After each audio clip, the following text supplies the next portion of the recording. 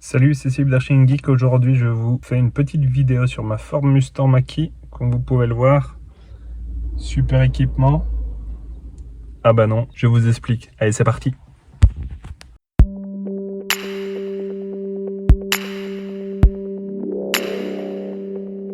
La saga sur la Mustang Mach-E continue avec mes problèmes. Je vous invite à aller voir déjà la première vidéo. Et donc, voilà la suite.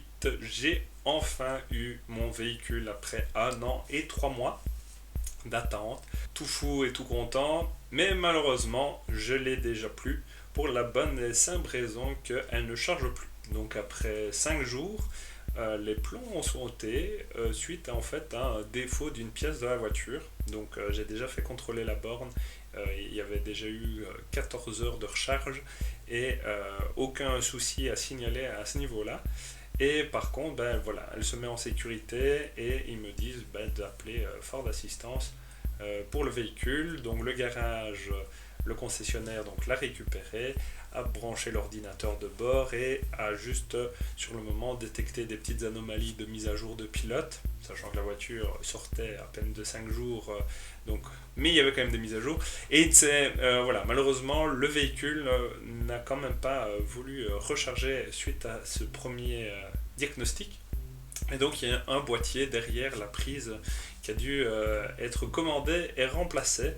Alors la fameuse saga, en gros, en termes de voiture de remplacement, on me donne une Fiesta 3 portes.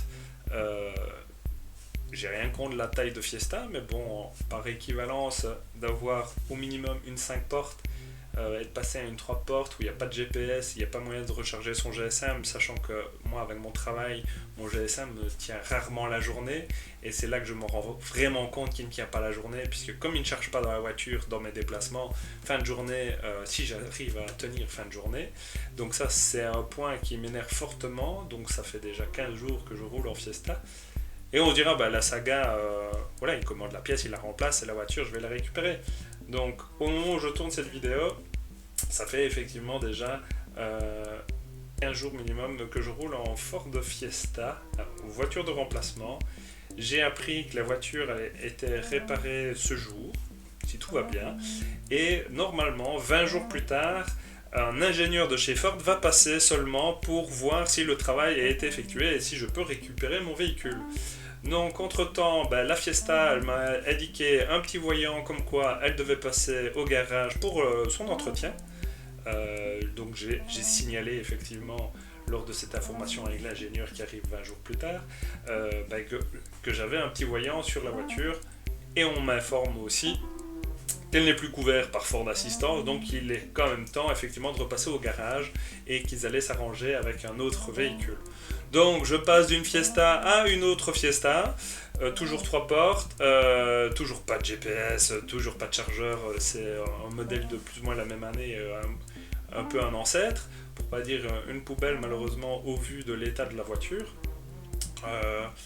Je suis peut-être fort exigeant sur le coût, mais forcément pour le moment je paye un leasing et un montant d'assurance pour une Mustang et pas une Fiesta. Et donc ma saga sur la Mustang et le service après-vente pour le moment, c'est pas gagné. Je vous avoue, j'ai toujours roulé avant en Skoda et ça se passait très bien. J'ai eu des voitures de remplacement qui étaient en équivalent ou voire supérieur, mais pas avec un fossé ici où j'ai 3 fois le prix du véhicule ou 4 fois le prix. Donc la suite au prochain épisode, on verra si effectivement je récupère ma voiture d'ici une vingtaine de jours. Je ne pense pas qu'il y aura de gestes commerciaux de la part de Ford. Pour le moment, en tout cas, ils ont dit c'est pas de notre ressort, c'est le concessionnaire qui doit vous fournir les voitures. Je trouve quand même malheureux après 1 an et 3 mois de recevoir une voiture qui a déjà un défaut après 5 jours. N'hésite pas à lâcher un petit pouce bleu, à lâcher un commentaire si toi aussi tu as de mauvaises expériences sur la voiture électrique. Moi en tout cas ça démarre très mal et à la prochaine pour une autre vidéo et ciao.